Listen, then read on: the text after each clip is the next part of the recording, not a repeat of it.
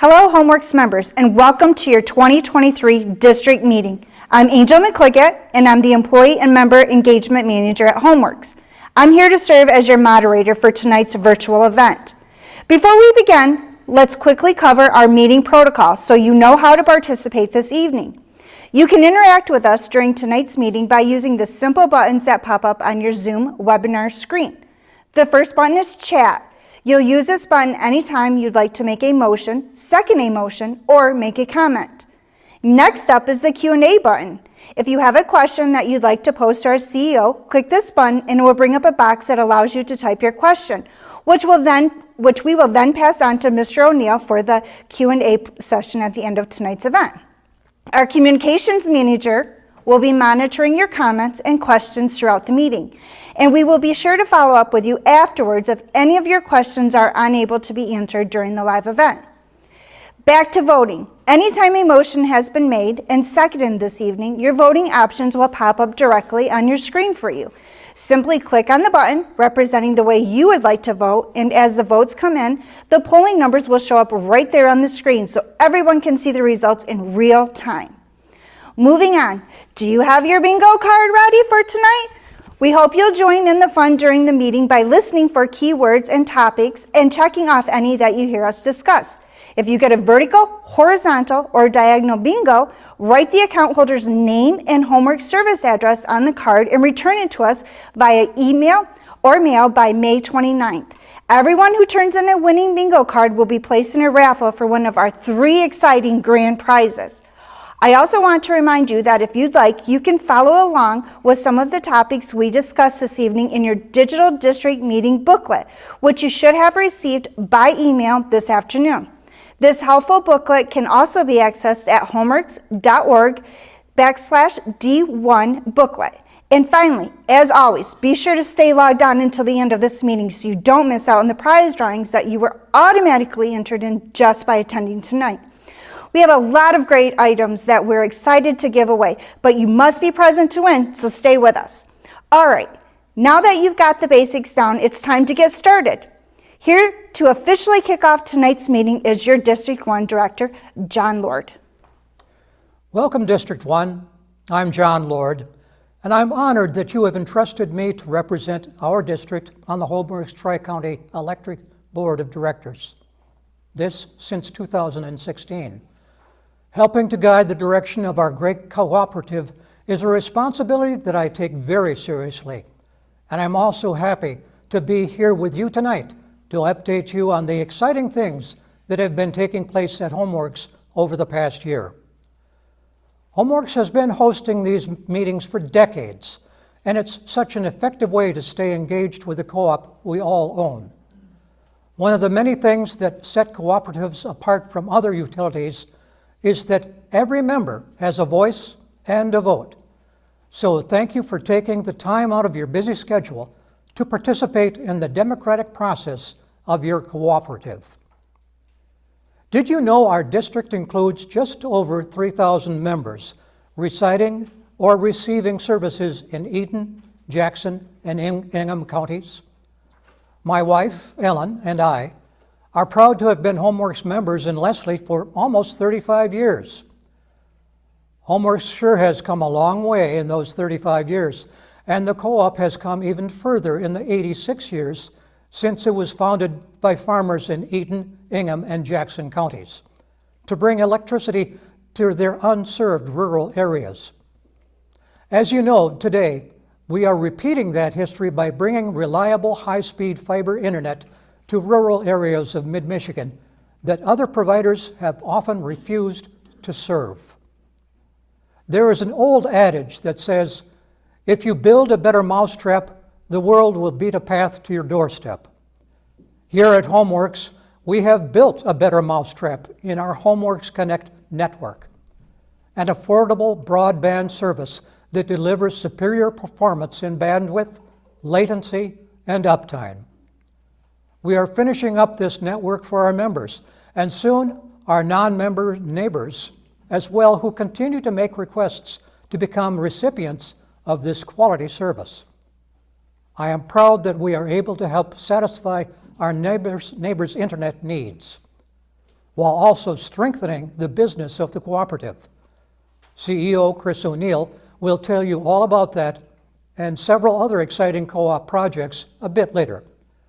But we also have some co-op business to conduct tonight. In addition to electing your board representative every 3 years, as you did last year, you also choose delegates to attend our annual meeting. Then the delegates elect district officers each May. They include our district chair, Jim Wieland, vice chair, Minor Roth, and secretary, Kelly Freeman. Thank you, Jim, Minor, and Kelly, for your service to our district. Again, I am thrilled to be with you here tonight. I've said it before, but having informed member owners really does make Homeworks a stronger cooperative. I want to close by thanking you again for allowing me the honor of serving you as district director. Now, please welcome our CEO, Chris O'Neill. Thank you, Director Lord. District 1 members, welcome to your 2023 live-streamed virtual district meeting. I'm Chris O'Neill. Many of you know me as I have served in several different capacities on the Homeworks team for over 20 years, and I took over as your CEO in 2020.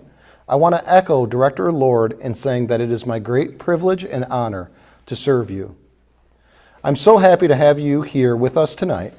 The democratic process is one of the founding principles that sets co-ops apart from other types of utilities, and Homeworks depends on members like you who are willing to be involved and informed. Plus, I'm very excited to update you on the things that have been happening at Homeworks over the past year. I think you're really going to enjoy the informative co-op update that we've put together for tonight's meeting.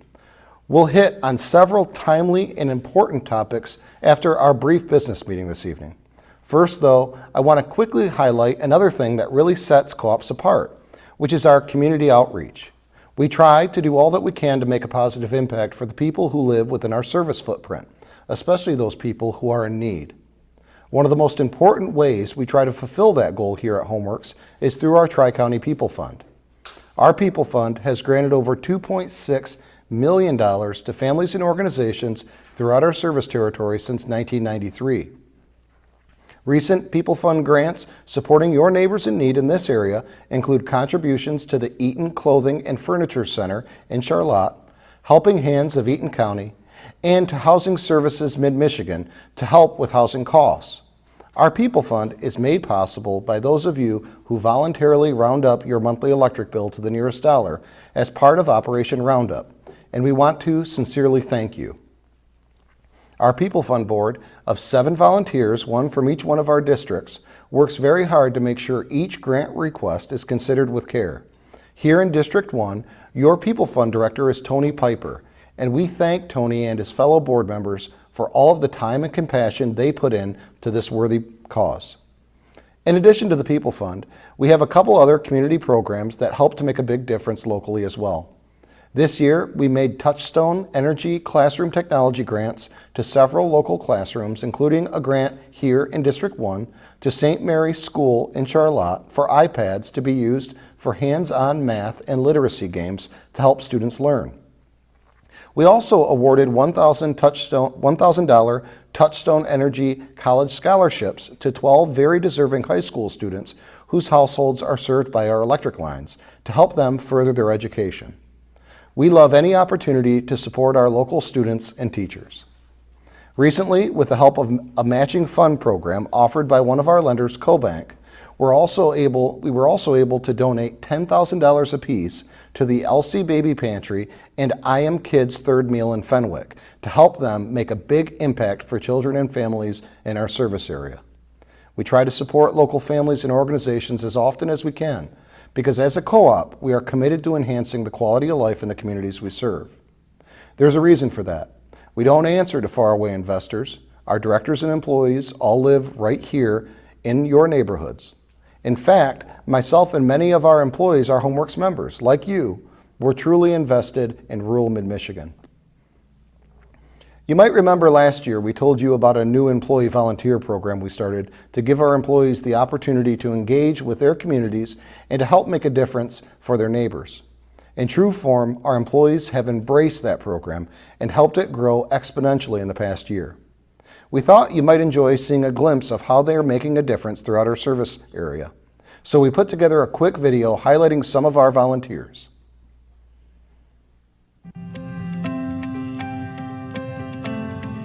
Our community outreach program was implemented as a way for our HomeWorks employees to engage within our local communities through volunteer work.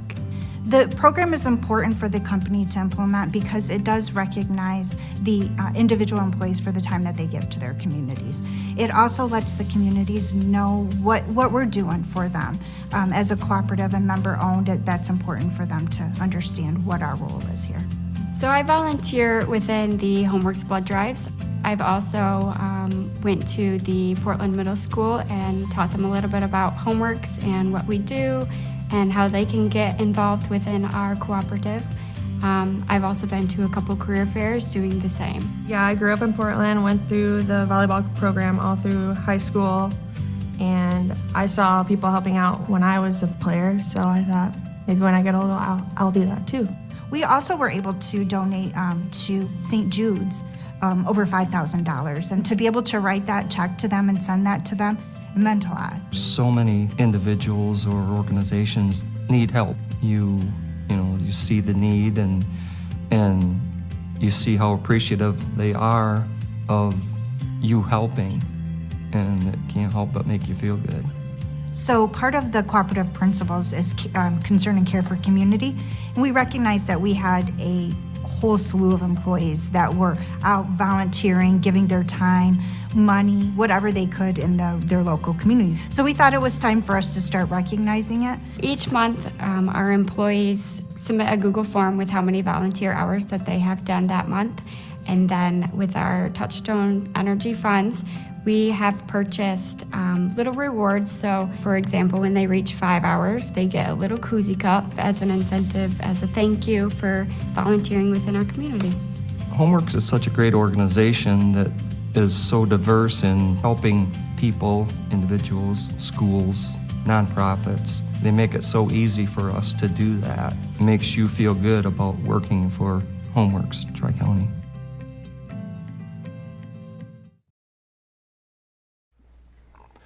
The HomeWorks board, staff, and you, our members, truly do care for the communities we serve, and I think that comes through in everything that we do. Thank you for embodying the cooperative spirit and helping us to make a difference year in and year out. All right, just one more quick update before we start your business meeting. You have told us that you overwhelmingly prefer the virtual format for district meetings, and we are happy to oblige that with these webinars. We still want to have an opportunity to engage with you in person though. So we have developed a new event called HomeWorks Park Parties, which will kick off this summer. This will be a fun, informal, open house style event where you can drop by with the family, enjoy some ice cream on us, and talk to our staff directly about any co-op questions you may have. Your park party will take place the afternoon of July 20th at Bennett Park in Charlotte. We'll send you an invitation with more details in the mail as the event nears. We hope you'll be able to join us. Your annual meeting will also be back in person this year, taking place Saturday, August 19th at the Soaring Eagle Casino and Resort in Mount Pleasant, Michigan. If you opted to serve as an annual meeting delegate when you registered for this meeting, you will receive more information on that in the mail in the coming months as the meeting date gets closer. All right. I'll be back with a brief pre-recorded operations update for you in a few minutes. First, you need to conduct your annual business meeting. Your district chair, Jim Wayland, will now come up to conduct this portion of tonight's proceedings. Good evening, Jim. Good evening. Thank you, Chris. I'm Jim Whelan, and I was elected district chair last year. I'm glad to be here with you tonight. HomeWorks Executive Assistant Michelle Hoon just informed me that we do have a quorum with 115 member households in attendance tonight. Thank you for taking the time to log on. Let's start our business meeting off with the Pledge of Allegiance. I pledge allegiance to the flag of the United States of America and to the republic for which it stands, one nation, under God, with liberty and justice for all.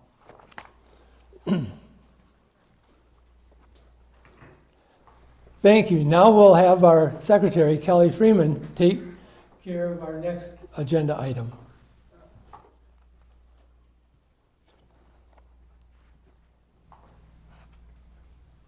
Thank you, Jim. The notice of meeting, proof of mailing, and the 2022 minutes are on pages 4 and 5 of your district meeting booklet. I'm going to make a motion that we dispense with the reading of these and accept them as presented. Jim? Thank you, Kelly. Can I get a second? Our moderator tells me that we have a motion and a second to accept the notice of meeting, the proof of mailing, and the minutes of our last meeting as presented. Please vote on this motion using the polling on your screen now.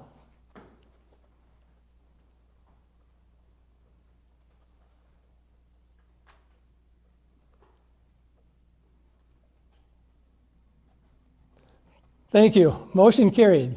When you registered to attend this meeting, you were asked if you wanted to be invited as a delegate to our Homeworks annual meeting in August. Those of us who signed up to serve as 2023 annual meeting delegates are listed on page 7 of your district meeting booklet. I move that we dispense with the reading of the delegates and accept the list as presented. Can I get a second? Okay. It has been moved and seconded to approve the delegates as presented. Please vote now using the functions on your screen.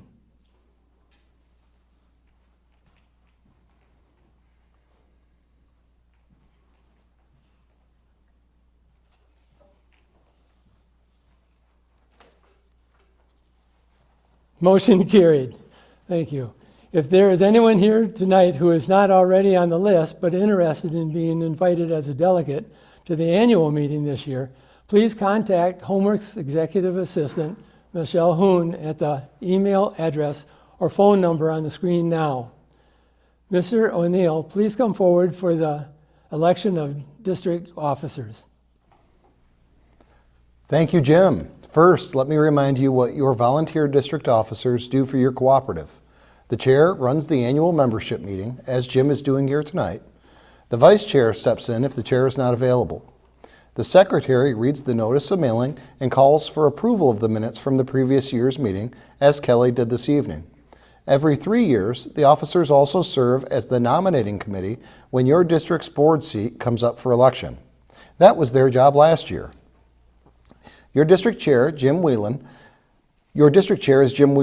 Jim has indicated he is willing to serve again next year. Is there a motion to nominate Jim for the district chair position? We have a motion. Is there a second? We do have a second. Are there any other nominations from the floor? If so, please enter them in the chat now.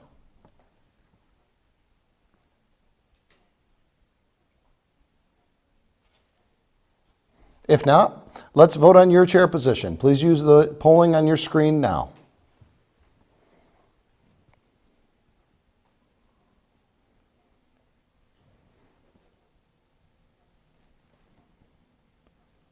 Thank you. Jim has been re-elected as your chairperson. Your district vice chair is Minor Roth. Minor has indicated that he would agree to serve as district vice chair again. Is there a motion to nominate Minor for vice chair? We have a motion. Is there a second? We have a motion and a second to nominate Minor Roth. Are there any other nominations from the floor?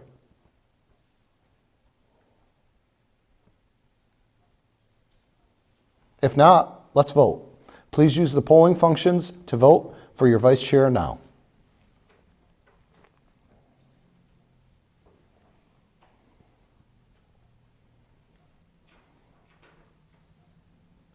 Minor Roth has been re-elected as vice chair. Your district secretary is Kelly Freeman. Kelly has indicated she would agree to serve as district secretary again. Is there a motion to nominate Kelly?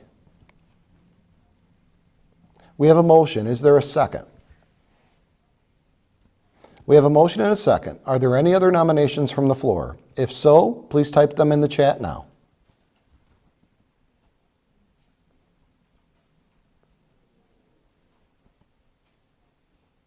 There are no other nominations. Let's go ahead and vote for the secretary position.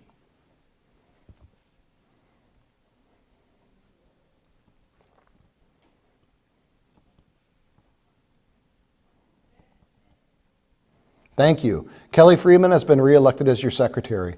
Congratulations and thanks to all of you. Now, I'll turn it back over to Jim. Thank you, Mr. O'Neill.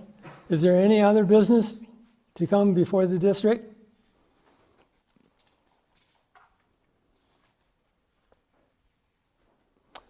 If not, I accept the motion to adjourn. We have a motion. Is there a second? So move. You're moving a little faster. Thank you. Motion carried. We are adjourned. Now I'll hand back over to our moderator, Angel McCligot.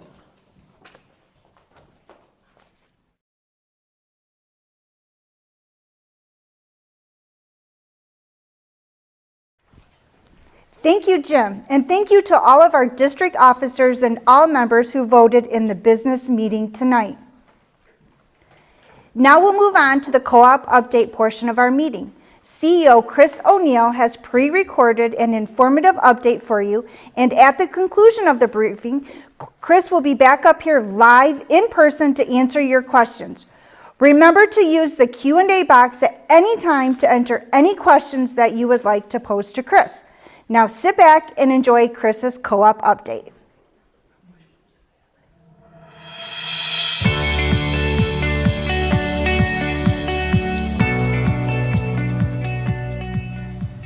Hello, Homeworks members. You just finished up your business meeting, which is one of the main reasons we ask you to attend your district meetings each year. You're not just a customer of Homeworks Tri-County Electric, you're a member and an owner of the co-op. So it's crucial that you have the opportunity to participate and engage in the democratic process. Another important reason we invite you to your district meetings is to provide you with a look behind the scenes at your co-op's operations and the projects we've undertaken on your behalf over the past year. There's a lot to touch on here, so let's get started. First off, you probably noticed that I'm coming to you today from the truck garage in our Portland office. I'm out here because this is one of the areas that represents the heart of what we do, which is to hit the road running every day to provide you with reliable services that enhance your quality of life. Between our two offices in Portland and Blanchard, we have 106 employees, and I can tell you with no hesitation that every one of them is committed to going above and beyond the call of duty to serve you.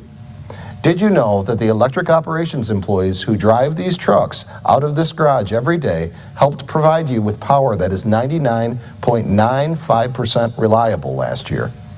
As a member-owner co-op, that doesn't have to answer to investors or meet any arbitrary profit margins. We're able to invest in the type of regular system maintenance and upgrades that prevent outages before they happen. And when storms come in and outages do occur, these trucks hit the road immediately, and our employees work to restore your power safely, quickly, and efficiently. In fact, we recently received our 2023 Michigan Public Service Commission Standards Report, which measures our performance in areas like how quickly we restore your outages, answer your calls, and more. While large electric utilities in our state regularly struggle to meet these standards set forth by the MPSC, I'm proud to say that our 2023 report shows that we far exceeded those standards in every single category measured. So, if you've noticed sometimes that your lights are on when your neighbors who are serviced by other electric providers still might be in the dark, there's a reason for that reliability. It's the investment we've made in our system and the hard work of our skilled employees who are dedicated to providing you with power you can rely on. Now, it's no surprise that the cost of providing you with electric reliability continues to steadily increase. As a not-for-profit co-op, our electric rates are based solely on the cost of providing you service and nothing more. Unfortunately, the cost of day-to-day operations to run your co-op and the pricing for the equipment, materials, and contractors needed to maintain our electric system have risen exponentially over the past couple years. Because of those increased costs, along with sustained volatility in the power supply market, it is likely that we will be asking our Board of Directors to consider a rate increase at our July board meeting, which, if approved, would take effect in October of this year. Of course, we will inform you of the details of any rate adjustments before it hits your bill, and I assure you that we will work to keep any increase as minimal as possible to adequately cover our cost and support the financial stability of the co-op we all own. My goal as your CEO is to always be transparent with you, so I wanted to let you know what is likely on the horizon. We've provided a detailed financial report on pages 8 and 9 and 12 and 13 of your district meeting booklet, where you'll see that the co-op continues to experience very slow growth with a net of 248 new active meters in 2022. 2022 energy sales were also up very slightly, with a 1% in kilowatt-hour sales over 2021. You're probably aware that part of being a co-op member means that anytime we have operating margins, that money gets allocated back to you, the members, as capital credits based on your share of electricity purchases during the year.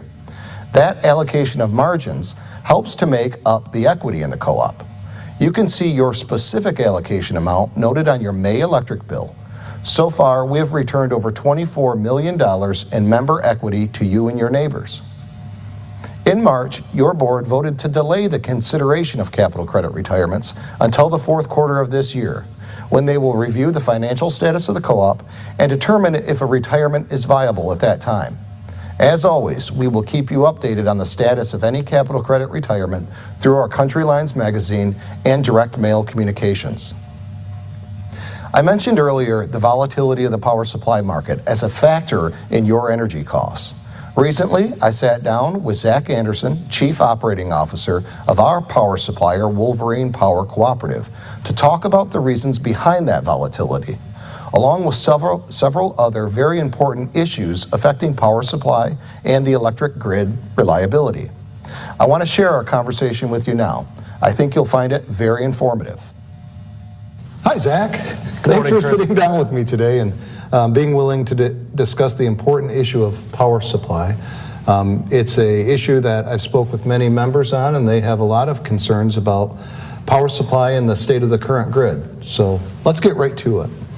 Zach, electric reliability is a hot button issue currently, and Wolverine does an incredible job on behalf of Homeworks and all of its members in securing enough electric supply during peak demand for our members. With that being said, can you please explain to our members how we could still be facing electricity shortages and talking about rolling blackouts while we're talking about having enough supply? Yeah, it's such a fantastic question, and it's an important issue for our members to understand what's going on out there. And so, to be very clear, Wolverine, on behalf of our members as the generation and transmission co-op that supplies you your power supply, we are an exporter.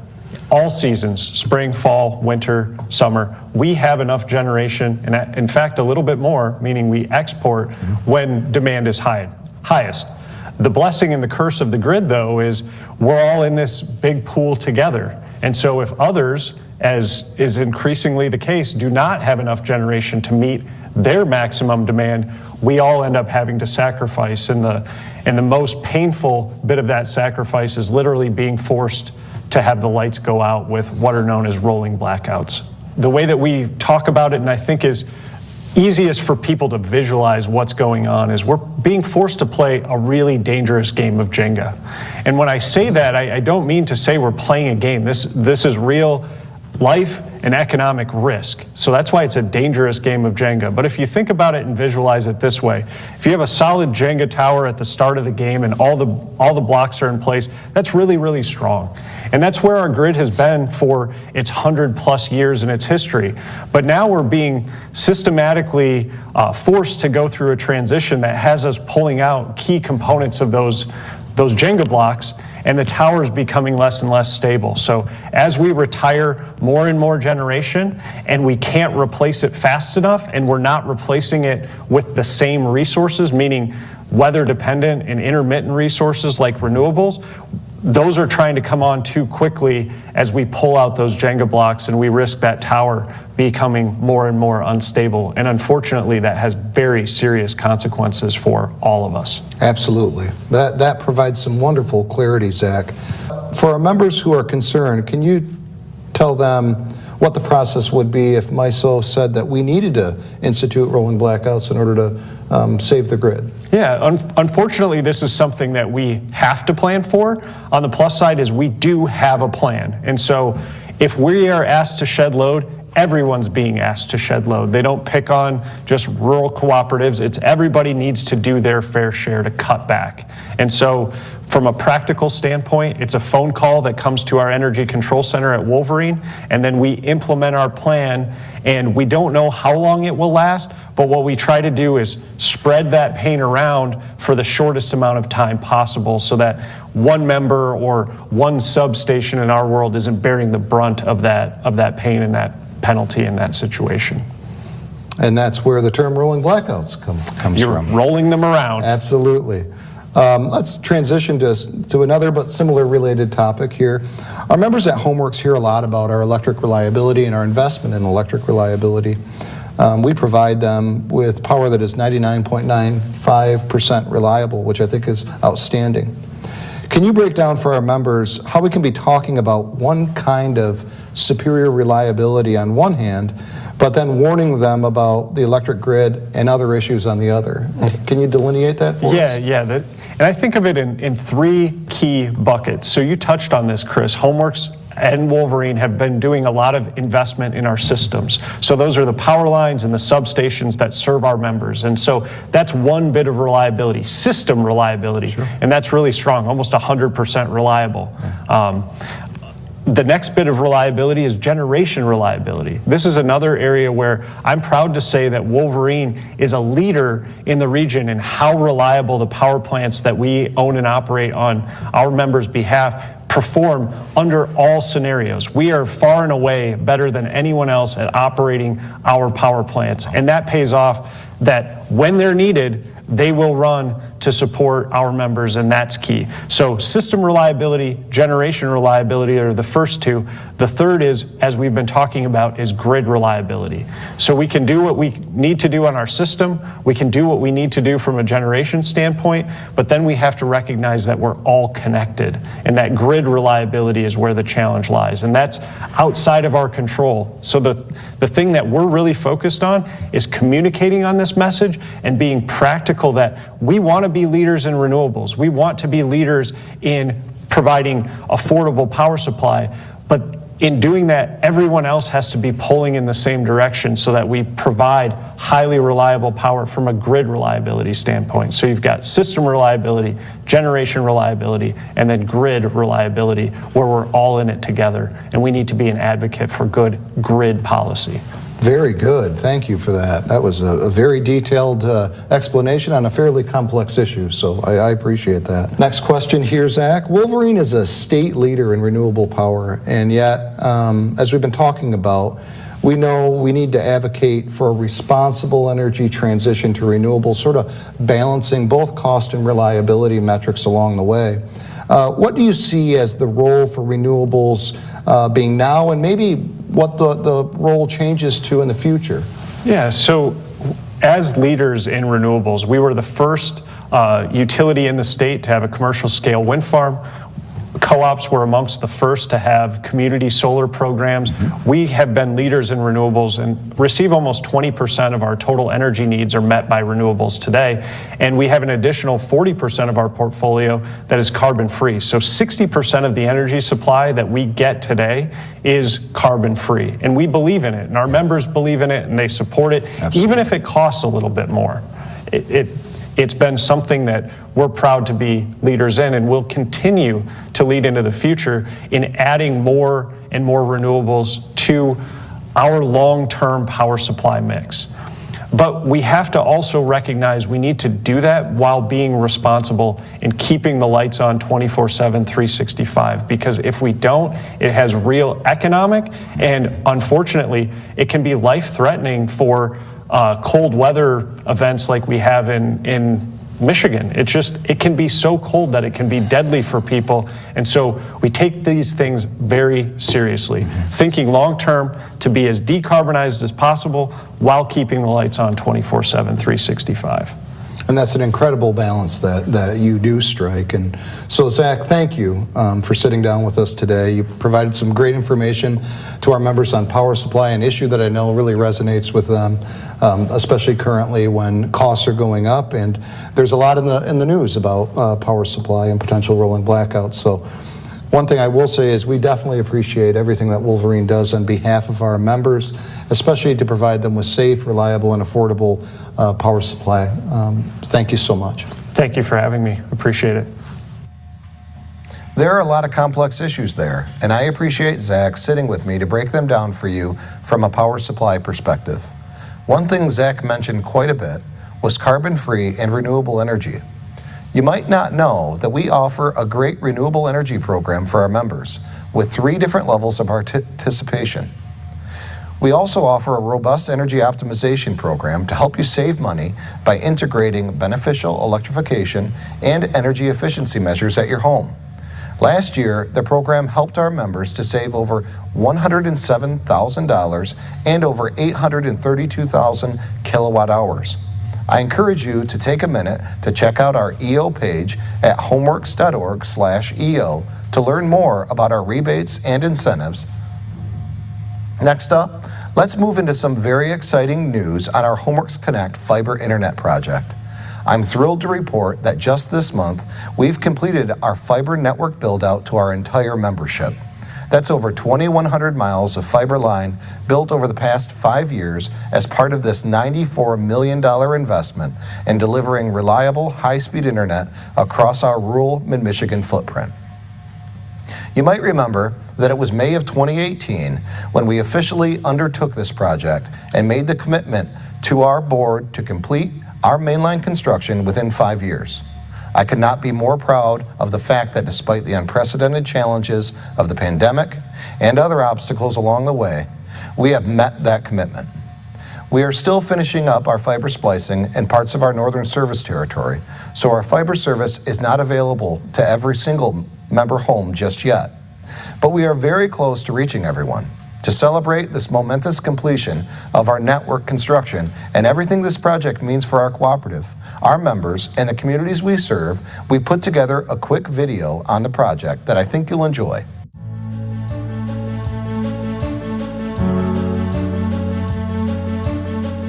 Everybody here has been affected by this fiber build, and the difference between this and all the other business ventures I've been involved in is it actually involved the entire organization. For bringing broadband out into the rural areas, it brings that same passion back to the organization. You see people being re-energized because we're doing something that's everybody wants. We first talked about it at the district meetings, and the membership was in favor of us going out and borrowing the money and doing the broadband business. At that point there, we had taken information from the senior management that had done the investigations on what it would take and how much money we would have to borrow and what type of timeline we would have. And that's where it started just about 5 years ago.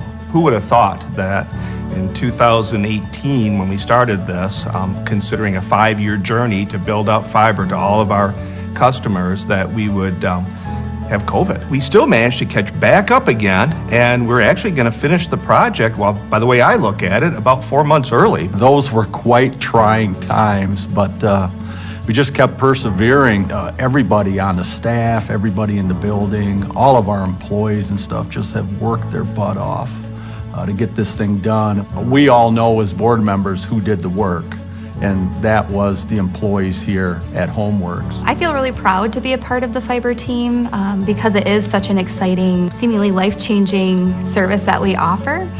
So it is great to know that I'm a part of something bigger than myself. People don't realize how much of business takes place over the internet today, how important it is for business to have a high-speed internet. You know what, as a business owner, having fiber internet, it takes away a lot of the uncertainty.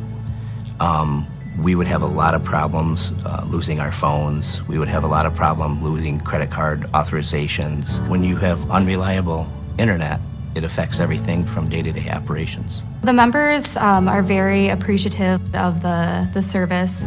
Many of them say it's the best service that they've ever had. Super easy to get in contact with someone at the office, where a lot of other companies, you get someone from a different country, like we're in your backyard. I work for companies that are all around the world. You know, these are software companies that have offices everywhere. When I am in a Teams meeting or something online, they always ask me about my internet because it just never drops. It just seems so crisp. And I said, you know what? I live in the middle of nowhere and I have the fastest internet in any place in the world that I've ever lived. Nothing has been as fast as the internet that I have in Portland, Michigan. Anybody that has the possibility of using our broadband should really do it, because I've been in business for 40 years myself, and this is a very well-run company that runs almost like a family business, where people really care about our members. I believe they will go beyond what is called from them to do the job. That gives you chills. The project has made our electric system more reliable than ever, provided economic growth opportunities for the co-op that will benefit every member, and delivered life-changing broadband access to our rural service territory. Over 9,000 HomeWorks members and counting are subscribed to HomeWorks Connect, and we continue to hear very positive feedback about the unmatched speeds and reliability. And now, with the completion of our build-out to our membership, we're beginning to embrace the opportunity to expand our network to neighboring non-member areas as well. For example, you might have seen our recent announcement about our exciting partnership with the City of Portland to bring our fiber internet service to city residents and businesses. Partnerships like this one help us to continue our mission to improve the quality of life in our local communities with reliable broadband access, while also providing economic benefits to our co-op and our entire membership. So we're excited to pursue these new opportunities. If you're not a HomeWorks Connect customer yet, and you're looking to upgrade your home internet or phone service, please give our fiber team a call or visit join.homeworksconnect.org. We'd love to connect with you. Moving on, another great service we offer at your co-op is Tri-County Propane. For over 24 years, our crews have done an exceptional job of delivering great value to customers in our area with highly dependable propane at competitive prices, even in the midst of a very volatile fuel market of late. This year, our propane team has worked very hard to integrate a new software that is improving our delivery efficiencies and helping us provide even better service to our customers in the field. In the office, too, our experienced and highly trained propane customer service team continues to work to provide an incredible level of service beyond compare. With great options like 24-hour service, a budget plan, autofill and metered service, and outstanding reliability, I'm very proud of the exceptional service Tri-County Propane continues to deliver each year. So that was a quick look at the past year for your co-op. As you can see, we've been busy, and it's been another productive year of exciting growth, change, and opportunity. Our employees work very hard every day to make you their priority, and throughout the rest of this year and beyond, I can promise you that we will always maintain that commitment to you and providing you with safe, reliable, and affordable utility services that enhance your quality of life. Thank you, Chris, for providing that great update. Now, Chris is back here live to answer some of your questions. Before wrapping up with the most exciting part of the night, our prize giveaways. If you have a question that you'd like our CEO to try to address tonight, please type it in using the Q&A button. We received a few questions from attendees prior to tonight's meeting during the registration process, so Chris will now answer those. Welcome back. Couple of questions here. It looks like about 7 that were submitted during the pre-registration process. The first one here is CHOP, the cooperative tree contractor, has been in the area for the last several weeks, and if they need to come onto my property, I will need to move my vehicles. We received this and thought it was a good time to remind members of kind of how the process works to be notified when contractors are going to come on the property. So for tree contractors, postcards will be sent out when tree contractors are going to be working your circuit or in your area, and that's before they start work. If there's going to be work that's needed on your property, they will reach out to you with a planner. And if that planner comes to your home and you're not available, they will leave a door card and a phone number for you to call them at to discuss the tree clearance issues. So just wanted to make sure that I reviewed that process with everyone on the line tonight. If you have specific questions about trees in the right-of-way, trees touching the power lines, please call our office so that we can get those resolved promptly for you. Question number 2 here is, how do we find a quality licensed solar installer? It's a very good question. We do receive this periodically from members.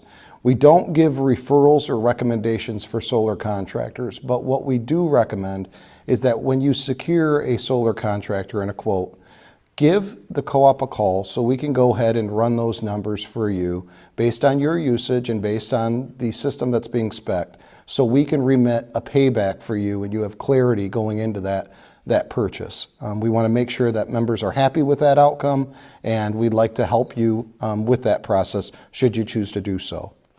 Question number 3 here. Is there a possibility of providing internet to others who are close to us but have power provided by Consumers Energy? And the answer is yes. Once the cooperative's membership needs for bandwidth have been met, meaning we're done with the mainline construction, which we're finished, and that we've connected the majority of members, we'll begin to look for opportunities to expand that network beyond our distribution system. We are focused primarily right now on grants from the state of Michigan in order to be able to do that, and we will make those decisions based on the best interest of the membership at heart. And so the answer is yes to that, but again, there's varying situations, and grants are going to be the primary goal that we do any type of extensions going forward. Number 4, last December I bought energy efficient washer and dryer. Is there a kind of rebate for that? Absolutely. Feel free to give us a call. We can get you the application and the rebate form in order to get that going. You will need a receipt, but we can get that processed quickly for you. Number 5 here, my internet seems to be lagging since the previous update. What can be done to resolve this issue? If you're having internet issues whatsoever, please call our tech support number. That's 24/7. However, if you want to get us here, we are here 7 a.m. to 5 p.m. and happy to answer your call and try and resolve that issue, certainly. Number 6, what size logs are supposed to be left on the property when the tree contractor has completed trimming? So this one, anything that is over 4 inches will be left on the property. If the tree limb is smaller than 4 inches and it's taken down, it'll be chipped in the chipper. If it's larger than 18 inches in diameter, it's going to be left long, meaning the contractors won't spend all day there cutting them up into firewood necessarily. They'll be left long, and the members are to take care of those as they see fit. If they are under 18 inches, then they're reduced to the size of firewood. Question number 7 here. Why is the meter charge so high? So we have bundled rates, unlike some of the other utilities providers in the state of Michigan, principally our competitors. And those bundled rates, that availability charge, represents the fixed investment that we have in our system. So think poles, wires, transformers, etc. Our actual cost of service before we ever deliver any energy to a location is about $56 a month. We pick up some of that in the variable charge, how our rates are structured currently. But that's why we're moving closer to charging our full fixed cost in that availability. And that is because the co-op still experiences those costs regardless of whether you use energy or not. And so that's the best way to answer that. Happy to answer or provide more detail on that issue offline. Some questions that were submitted tonight are, why has our monthly electric bill nearly doubled during the past couple years? Have our rates gone up at the same rate as other electric providers? And the answer is, we're actually price favorable to our competitors. So if you're having that type of advance in your energy usage at your home or business, I ask that you give us a call so we can do a home energy assessment and get some clarity on what circuits, what appliances, and maybe even possibly a wellhead that is using consumption and maybe needs to be replaced. So happy to address that if you'd like to give us a call. Looks like that was submitted by Michael Fuller. Next one here. How many people are employed at HomeWorks? So we run 4 different businesses. We do electric distribution, propane distribution, broadband distribution, and telephony, and we do that all with 108 employees. And then last one I have here that was submitted tonight, scheduled blackouts. How do we as members and part owners keep Tri-County accountable to follow blackout policies and procedures? Where can we find this policy and procedure? So this is a kind of a two-parter. The first part is locally, your distribution co-op has little to no control over when blackouts are requested. So the regional system operator, known as MISO, would request blackouts if demand outpaced supply. In that situation, our generation and transmission cooperative, Wolverine, would have a burden to shed load at that point in time. Wolverine prioritizes the way that they shed load based on critical components within their transmission network. And so they make those plans and review them annually with no input from the distribution co-ops, maybe a little input, but not very much because it's all driven based on engineering considerations. So normally the loop of the transmission system would be left intact, and then we would simply do rolling blackouts to some of the lateral substations in order to keep the majority of the system up until demand came down and the supply could meet it. Happy to provide more detail on that fairly complex issue offline also. It looks like we have another couple questions here that came in. Fiber has been a blessing in my area. I'm very thankful. Is there talk of expanding into the Tompkins Rive Junction area? My neighbors would be very hopeful. At this point, we do have an application to the state of Michigan for a grant request to expand. We're not divulging specific areas at this point in time. That grant application is still under consideration, but certainly we're looking at areas that are adjacent to and or within our footprint where we could sort of fill in the gaps and provide our neighbors much needed internet access. So stay tuned on that issue as we receive more information from the state in the next couple months.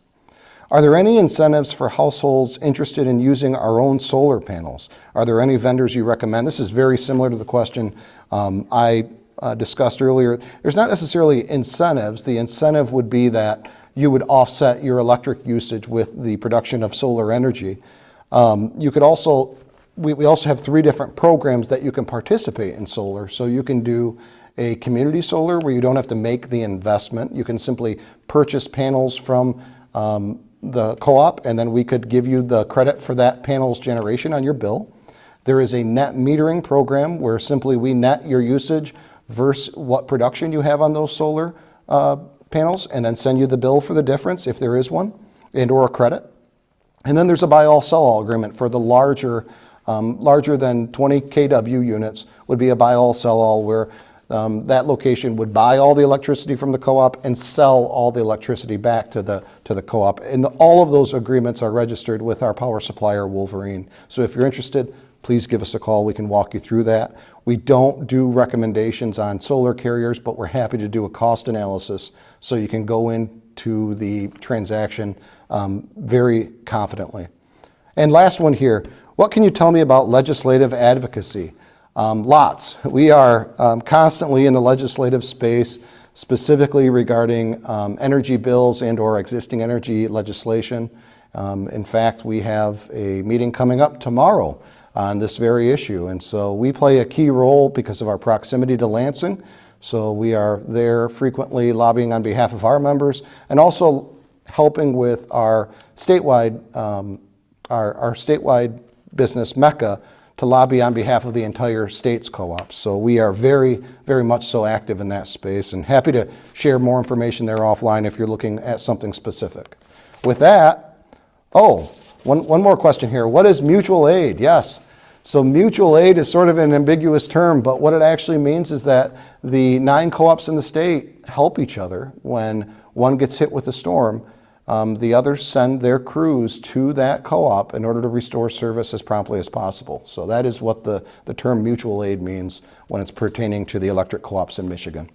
With that, I've exhausted the questions, so I'm going to turn it back over to Angel for the most important part of the meeting tonight. which is our prize giveaways. All right, thank you so much, Chris.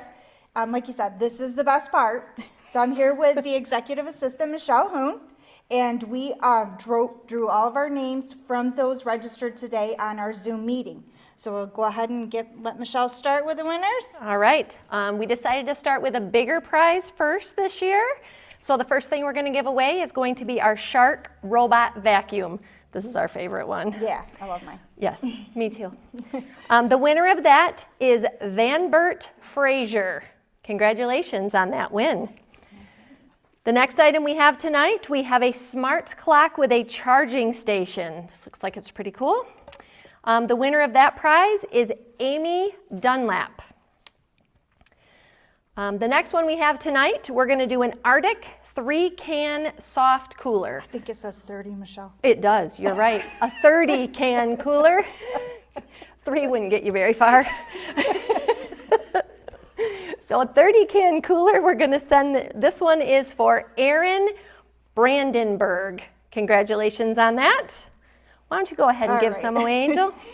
Now we have some Samsung earbuds, and the winner is Greg Myers. Thank you for giving me the easy to pronounce one.